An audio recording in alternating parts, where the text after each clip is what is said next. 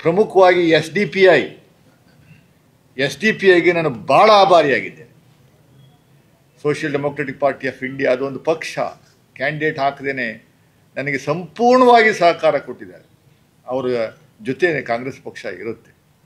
S D P I, ಪ್ರಗತಿಪರ ಸಂಘಟನೆಗಳು, retired people association ಇರ್ಬೋದು, ಇವರೆಲ್ಲರೂ ನನಗೆ ಭಾಳ ಕೆಲಸ ಮಾಡೋದು.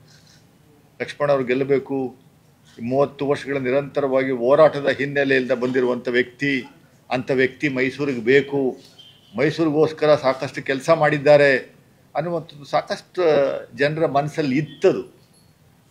ಬಟ್ ಆದರೆ ಕೆಲವರ ಮನಸ್ಸಲ್ಲಿ ಬೇರೆ ಇತ್ತು. ಆದ್ದರಿಂದ ನನ್ನ ವಿರುದ್ಧ, ನಮ್ಮ ಪಕ್ಷದ ವಿರುದ್ಧ ಮತಗಳು ಚಲಾವಣೆ ಆಗಿದ್ದಾರೆ. ನಾವು ಧೃತಿಗೆಡುವುದಿಲ್ಲ. ಇದಲ್ಲದೆ ನಾನು ಭಾಳ ಪ್ರಾಮಾಣಿಕವಾಗಿ ನನ್ನ ಹೈಕಮಾಂಡ್ಗೆ ಆಭಾರಿಯಾಗಿದ್ದೇನೆ.